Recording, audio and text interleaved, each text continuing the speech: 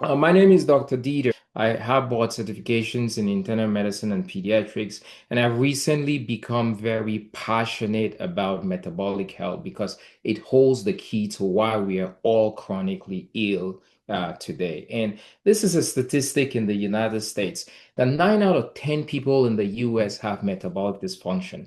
That's a staggering number. And when we talk about metabolic dysfunction, what we mean is that the body is not able to make and use energy well. We define metabolism as how we take food and convert food into energy. So if we're not able to take food and convert it into energy well, you say that you have metabolic dysfunction. You could also define metabolism as how the body makes and uses food energy. So if the body cannot take food energy and make food energy and transform it into cellular energy and use it well, we have metabolic dysfunction. And why is that important? Things in the cell or in the body do not happen out of a vacuum. What do I mean by that? For this is a slide that shows 7 energy dependent functions of the cell. For a cell to function, it requires energy. Just like for your car to function, it requires that it needs to have energy, it needs to have gas. So when your car doesn't have enough energy, or your body or your cells do not have enough energy, we say that that's a broken metabolism. And that has implications because the things that need energy to run will no longer run. Just like if your car ran out of gas, it will no longer run. So one of these processes, I'm just going to take, for example, point number two. We need energy to repair DNA and replicate DNA.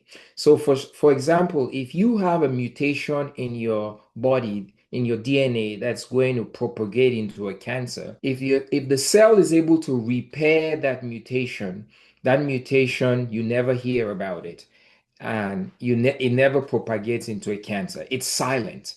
But if the cell doesn't have the energy to do that, then that mutation is left uncorrected and then propagates into a cancer. So there are huge implications of not having enough energy, metabolic dysfunction to run cellular processes. And now we now have strong metabolic scientific evidence that is telling us that most of the chronic medical conditions that we face in society today are rooted in two things: metabolic dysfunction that comes from two things: insulin resistance and dysbiosis, what we call microbiome dysfunction. Those two things cause a slew of our problem. And what is insulin resistance? Insulin resistance is just simply the body's inability to be able to respond properly to insulin. Insulin tells the cells, the main job of insulin is to tell the cells, take up glucose, command the cell to take up glucose from the bloodstream. So when we say you're insulin resistant, it means that your cell has an inappropriate response to that command of insulin and doesn't take up glucose from the bloodstream. And when you have insulin resistance, this slide is not exhaustive. This is just a slide to show some of the diseases that we face today that are rooted in insulin resistance. You see migraines, Alzheimer's, and diabetes. All of these diseases take their root from insulin resistance. And I want to take a little bit of time and talk about how we develop insulin resistance. We develop insulin resistance in two ways. The first way that we develop insulin resistance is something we call a chronic overnutrition. That's the first step, in which I'll just say overnutrition, ON, just for chronic overnutrition. The first step in which we develop insulin resistance. The second step in which we develop insulin resistance is a pharmacokinetic condition called receptor downregulation. Receptor downregulation. And I'm going to explain how these two things result in insulin resistance. Chronic overnutrition, receptor downregulation. How does this happen? So let's say a 70-kilogram man on is supposed to thrive on 3,000 calories a day. Out of those 3,000 calories, what the body does is the body takes 2,500 of those calories and uses them mainly as glucose. And then the body takes the other 500 calories and stores it as fat.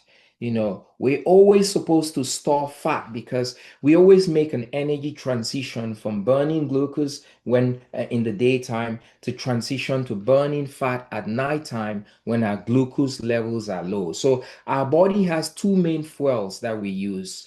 We use glucose in the daytime, we use fat at night. So when you're sleeping and your metabolism is low and your glucose levels in your blood are low, the body can no longer rely on glucose, to continue cellular activities. So the body has to shift to burning fat. So it's important that from every food we eat, the body stores a quarter of fat in the fat stores. Now, what happens is that our fat stores in the body can only take a certain amount of fat. So for the purpose of this example, I'll say our fat stores can only take 500 calories of fat. If you have an excess of calories of fat, the fat stores cannot contain that. So how does chronic overnutrition result in insulin resistance? Let's say you're normally supposed to thrive on 3,000 calories of fat, on 3,000 calories, to run your cellular processes, not 3,000 calories of fat, but 3,000 calories a day. And on this said day, you take in 4,000 calories. When you've taken in 4,000 calories, the body is going to take 2,500 of those calories, use them as glucose, as we saw, take the other 500 and store them as fat stores. Then now you have an excess of 1,000 calories. The body doesn't know what to do with that excess of 1,000 calories. It takes that excess of 1,000 calories first and converts it into fat. So 1,000 calories of fat. But remember, what I said is that our fat stores can only contain a certain amount of fat. So right now, the fat stores already have 500 calories in them of fat, but you have an excess of 1,000 calories of fat because you took in more food, more calories than you did, overnutrition. So the body decides, oh, well, the fat stores are full. It can only take so much. What am I going to do with this excess 1,000 calories of fat? The body now takes those excess calories of fat and stores them into cells that were never designed in the first place to hold fat. It stores them into cells which were designed to respond to glucose. So you see this cell, I'm going to do a replica of this cell. So this cell was normally meant to be empty like that. And when insulin comes to this cell and dictates to this cell, hey, I want you to take up glucose from the bloodstream, then the cell will take up glucose from the bloodstream. When you have this excess 1,000 calories of fat that the body doesn't know what to do with, the body now takes it and goes and stuffs it into this cell that was meant to respond to insulin, to pick up glucose. So when insulin now comes to this cell and tells this cell, hey, I want you to take up glucose from the blood, and gives the command to the cell to take up glucose. You know what the cell tells insulin? I'm sorry. I don't have any room in the inn. This cell has no space to take up glucose. And that's an inappropriate response to insulin. That's the first step of insulin resistance. Chronic overnutrition resulting in what we call a fat-laden cell that has no room to take in glucose when insulin comes knocking at the door. So what happens then is the pancreas, which is the gland that produces insulin, compensates. In our bodies, we have positive and negative feedback mechanisms to deal with any kind of problems that will arise. So the pancreas is the gland that produces insulin, right? So let's say the pancreas normally produces 20 units of insulin daily to deal with your total glucose load for the day, okay? And that 20 units of insulin is now insufficient to have an effect on this fat-laden cell. The cell is not opening its doors to insulin.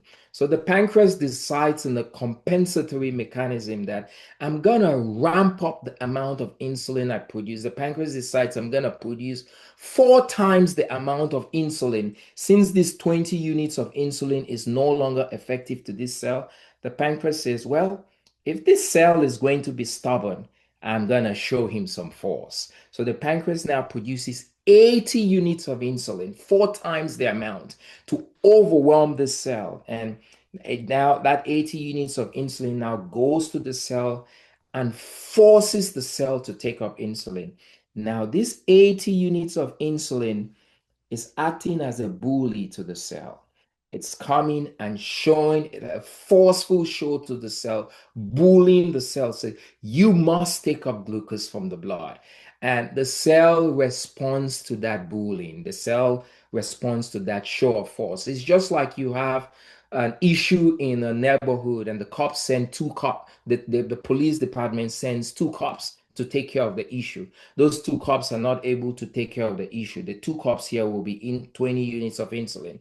The police department now decides, I'm going to send 8 cops to that same neighborhood, and those 8 cops overwhelm the neighborhood and take care of the situation. That's what this 80 units of insulin is doing. So in this period, you actually have somebody who is insulin resistant, and another name is subclinical diabetes. They're insulin resistant, but their blood sugars are totally normal because this 80 units of insulin is exerting a bullying effect on the cell and forcing this fat-laden cell to take up glucose. So as much as the fat-laden cell does not want to take up glucose, it is being forced to take up glucose, and your blood sugars are normal, whereas you're insulin resistant. But guys, guess what? Every bully has its day. A bully can only be effective for so long. It comes a time that the kids on the playground develop a tough skin to the bully. Like, I can't put up with this anymore. He cannot just shove us around anymore. A bully may be effective for a while, and after a while, the kids are now tough skin to the bully. And when that happens, you develop the second stage of insulin resistance. And this period where insulin is acting as a bully and your blood sugars are low is called the honeymoon period, where you have subclinical diabetes, you're insulin resistant, but your blood sugars are totally normal. And that period can last anywhere from 5 to 10 to 15 years, where your blood sugars are totally normal, but your insulin resistance. I recently heard the story of a colleague who was telling me he was working with another colleague in the operating room, and the colleague said, hey, 2 years ago my A1C was fine, and this year I went to my doctor and he told me my A1C was 12.6. So his A1C went from like 5 point something to 12.6 in 2 years. He had subclinical diabetes and had insulin resistance. He was in this honeymoon phase, which then waned away. Now, how does the bully become ineffective? This is what happens. On our cells are receptors. The receptors on our cells are supposed to the lock of the door. Okay, you think about a receptor. The receptor is the lock on the door, and then insulin, which I'll put it as this dot, is the key. Is the key, and then the membrane of the cell is the door through which insulin has to get in. So what happens, like a lock and a key on a door, a key has to get into a lock to open the door for the door to fling open. Insulin is supposed to bind to the receptor, insulin receptor binding, lock and key interaction to cause the door to open. So when this fat-laden cell is sick and tired of insulin bullying it, what it decides is that, okay, I'm going to remove my lock from the door so that insulin cannot put its key into my lock to open the door. And so what happens is, just to be able to help illustrate this out, get this out. What happens is the cell is very smart. It has gotten tired of the bullying. It decides that it's going to take two of the receptors from the surface of the cell and translocate those two receptors to the cytoplasm of the cell. So all of a sudden, you have a situation where the status quo is supposed to be three receptors on the surface of the cell, but now you have two. So you have a situation now where two receptors are doing the job of four receptors. That's the second stage of insulin resistance, which we call receptor downregulation, which occurs as a result of the cell developing thick skin to insulin. So it is in this stage that a patient is going to get a call from their doctor and say, hey, you are diabetic, or because that's when their blood sugars are now going to be high or their A1C is now going to be abnormal. So what I'm trying to say here is going back, we develop insulin resistance two ways. Number one is chronic overnutrition resulting into a fat-laden cell. That fat-laden cell no longer has room in the to take up glucose when insulin comes knocking. The second stage is that compensatory mechanism where the pancreas floods the body with high amount of insulin. Insulin acts as a bully. The kids on the playground, at some point become fed up of the bully and develop a thick skin by receptor downregulation, removing the key from the door and bringing it into the cytoplasm. That's what happens. So one thing that I want you guys to understand, anytime that you have high circulating levels of insulin, when your insulin levels are high, it's going to result in receptor downregulation. Anytime that you have high circulating levels of insulin, it prompts you to receptor downregulation. The opposite is true. When insulin levels are low, low insulin levels cause receptor upregulation. So what will happen in low insulin states, if two receptors are translocated to the cytoplasm and you now have a low insulin state, it's going to cause those receptors, those keys, to now leave the cytoplasm and translocate back to the membrane of the cell and return to a quo period, a status quo situation where you have four receptors doing the job of four. Big thing to understand. High insulin circulation causes receptor downregulation, prompts you to insulin resistance. Low insulin levels causes the reverse, receptor upregulation, makes your body more insulin sensitive. And you'll see why this is important. The other thing I want to talk about is our microbiome. A microbiome is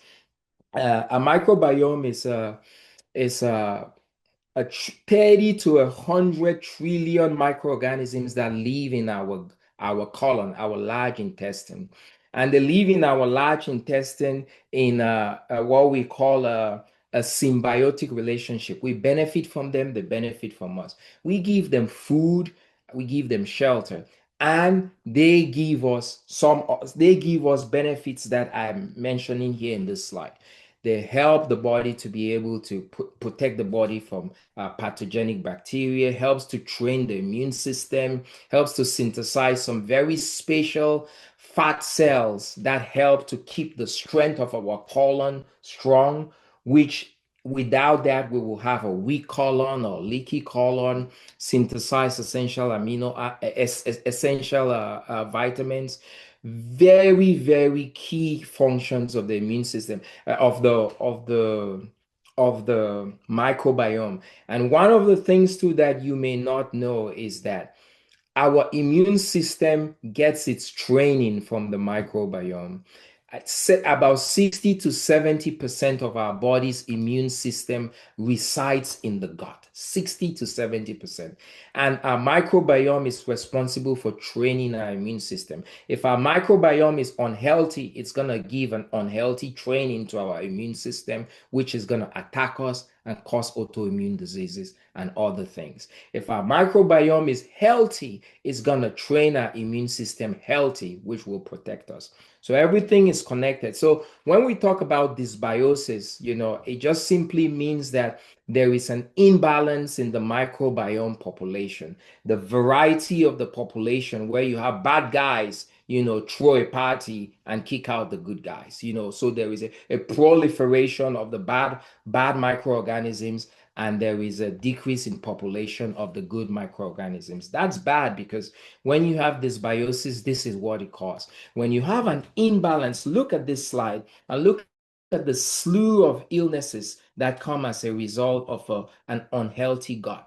You'll be surprised to see that anxiety and depression are on there. But there are a lot of things that are related to microbiome dysfunction, which, without which if you had a healthy microbiome, those diseases will not be in place. This slide, I like to call this slide the metabolic sequence of disease. This is how we have disease. You have insulin resistance resulting in, you have insulin resistance that results in metabolic dysfunction. Metabolic dysfunction, then what? Sorry, 1 second. You have insulin resistance that results in metabolic dysfunction. Metabolic dysfunction results in injury to the cell. Injury to the cell triggers the immune system. The immune system comes to the cell to take care of the injury. But the problem happening in the cell here is just smoke. The real problem that is occurring is at insulin resistance. So the cell is not able to the cell is not able to solve the problem, or the immune system is not able to solve the problem in the cell because the problem is not in the cell. And it causes bystander injury in this cell. You deploy an immune response to try to solve a core problem which is not in the cell, whereas the core problem is two houses away at insulin resistance. When that problem is not solved, the cell cries back out to the immune system. The immune system again deploys an inflammatory response. You have a process where you're having chronic inflammation over and over again because the immune system is trying to solve a problem which did not originate from the cell, a problem that originated two houses away at insulin resistance. And that chronic inflammatory state results in disease conditions. The good news is that there is now sound evidence that you reverse the metabolic dysfunction that comes as a result of insulin resistance and dysbiosis, which is gut microbiome dysfunction. You reverse the disease. That's the good news about it. Guys, if you have a car and you're driving on the road, right? The energy for your car is gas in the car. And let's say you run out of gas. What happens to that car? That car stops, right? Because it has run out of its energy, of its fuel. If you go to the gas station, you get a little gallon or jug, put gas in that jug, and go back to your car on the road that had stopped and pump gas back into that car. You turn on the ignition, that car is gonna start again. Why? Because you have given it energy. It is that simple but profound. Metabolic dysfunction is the cause of all our chronic medical issues. And if we restore the energy balance, if we restore the energy, just like putting gas back into that car that ran out of gas and stopped on the way, those diseases we reverse. And it is so profound and so simple. And we don't do enough as physicians today in the current way in which we practice medicine. Part of which, it's because of the way we were trained. And there is a simple solution to this. And the solution that is simple is a nutraceutical product that has now become my favorite weapon in helping to reverse metabolic dysfunction.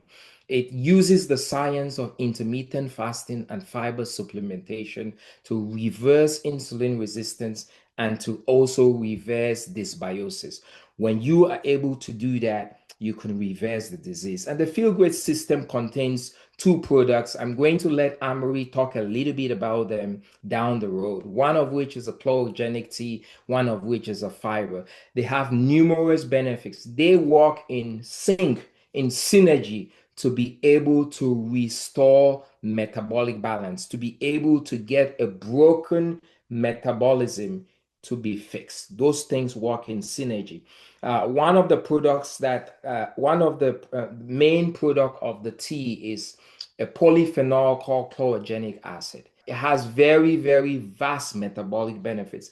And the great thing about this is that both of these nutraceutical products are listed in the physician's desk reference. I know some of you on here are physicians. So if you were to go online on the physician's desk reference and type in Unamate, which is the tea, or you type in balance, you're going to see it listed in the physician's desk reference, and they'll tell you about the health benefits it has. numerous health benefits. I'm going to go through this slide very shortly. I'm going to focus mainly on a point number one, the Unamate tea.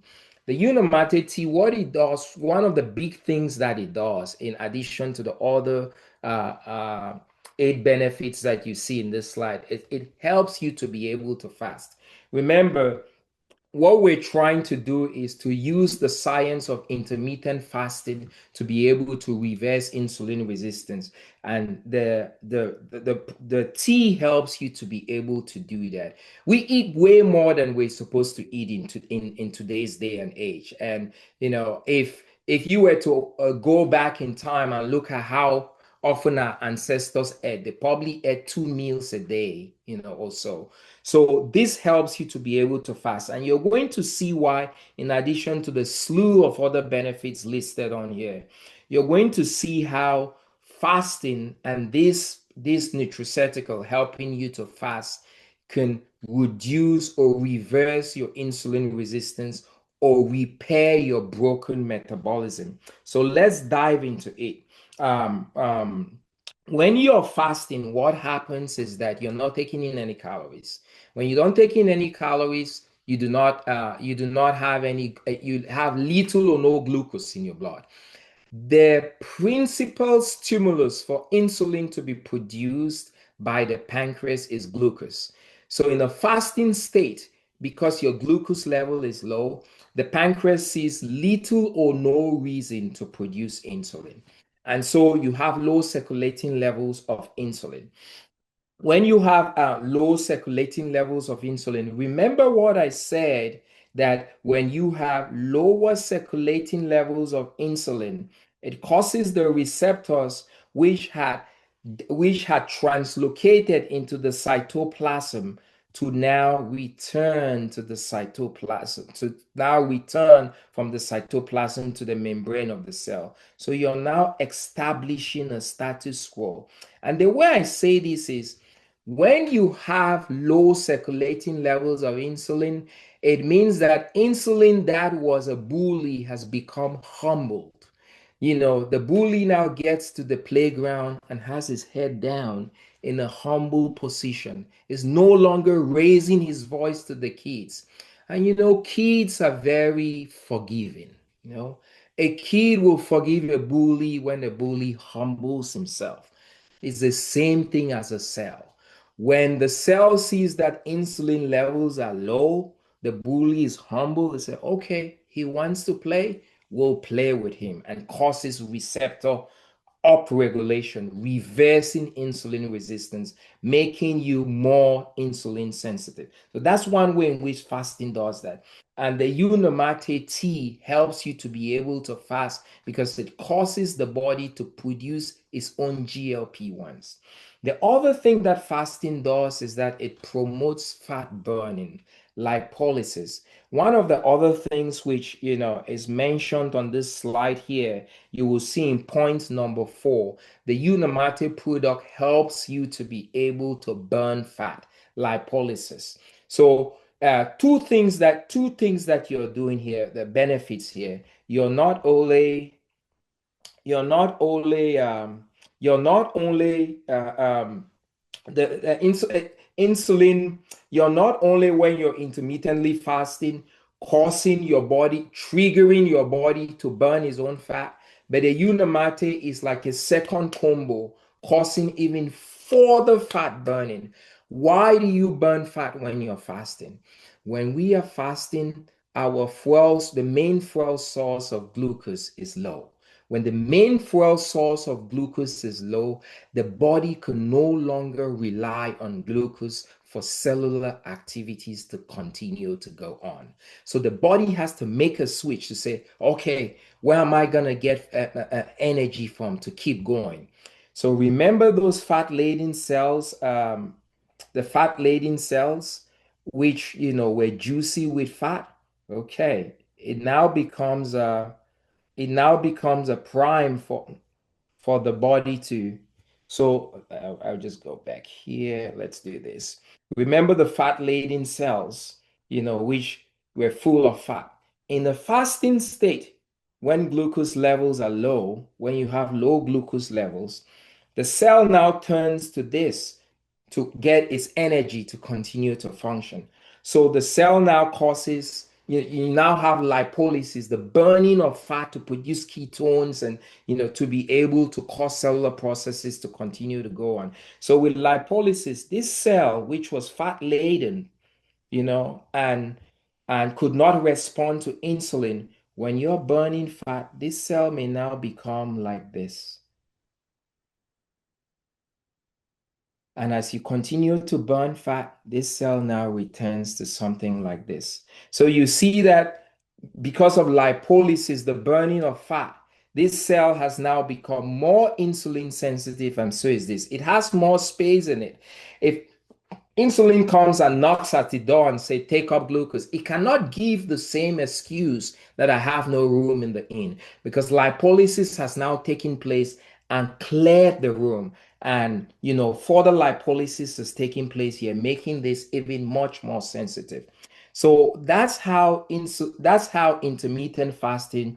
Oh, no, no, no, no, no, no, no. That's how intermittent fasting causes you to be able to burn fat and increase your insulin increase your insulin sensitivity, or in other words, reverse insulin resistance. Now, fiber. Let's talk about fiber. How does fiber reduce insulin resistance? Fiber, guys, is amazing. It's amazing. Look, fiber slows down how food goes through the colon. If food is supposed to travel through the colon by this speed, fiber causes food to travel through the colon by this speed.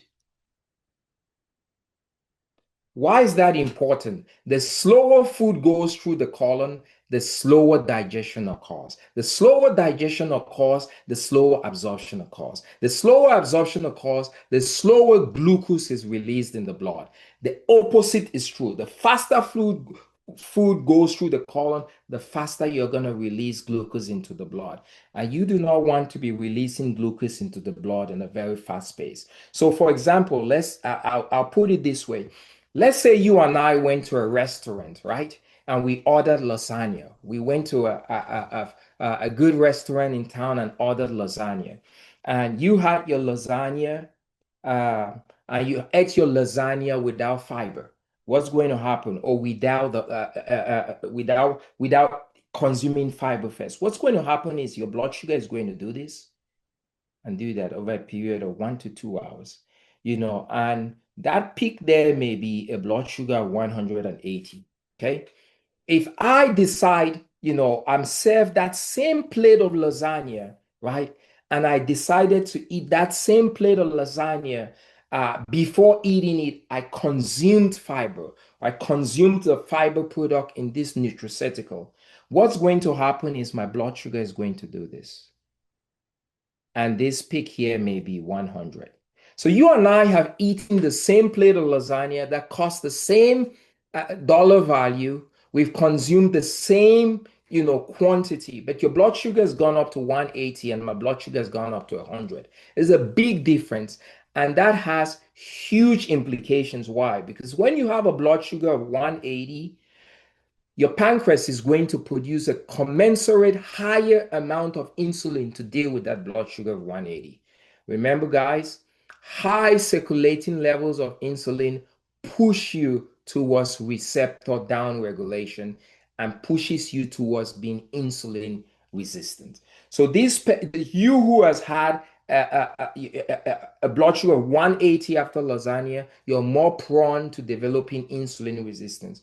With me, I have only produced, my blood sugar has only risen to 100. The pancreas sees little or no need to produce too much insulin. So for you, your pancreas may decide for this blood sugar of 180, I need to produce 15 units of insulin to bring it down. For me, my pancreas may decide for this blood sugar of 100, I need to only produce 5 units of insulin to bring it down. So my low circulating levels of insulin protect me from insulin resistance, whereas yours puts you at risk of developing insulin resistance. So That's how fiber reverses insulin resistance. If you're taking in fiber, you're now going to have in a low circulating levels, you have receptor upregulation. The other thing that you should know is that when you have higher amount of insulin, a higher amount of insulin is going to result in you having more calories from that food than I did. Why? Because insulin is an anabolic hormone. It stores calories.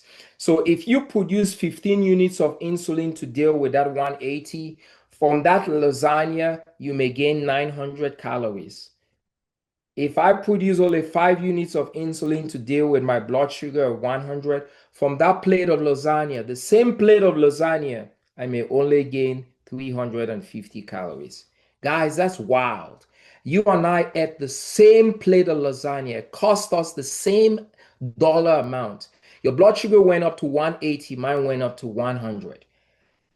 You gained 900 calories. I gained 350 calories. Same plate.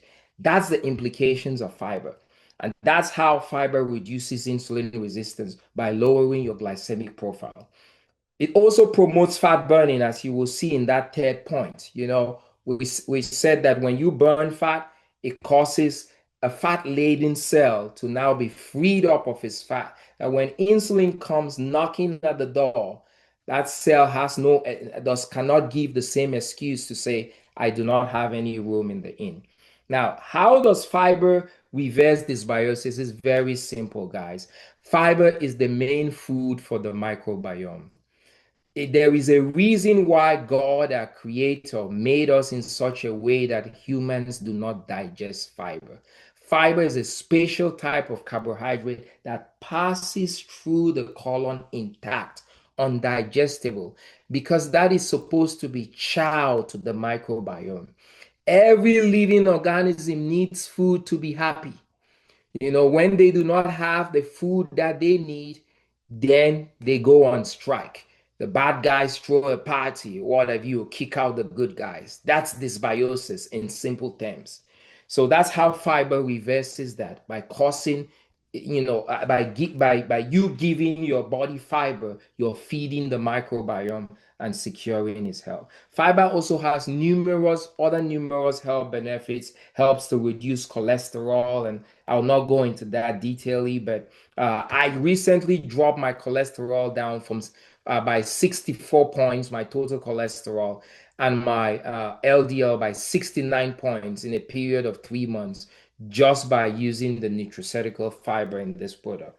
The other thing that fiber does is that fiber helps to reverse the metabolic sequence of disease because fiber causes you because fiber causes you not to have insulin resistance. If you don't have insulin resistance, then you cannot have metabolic dysfunction.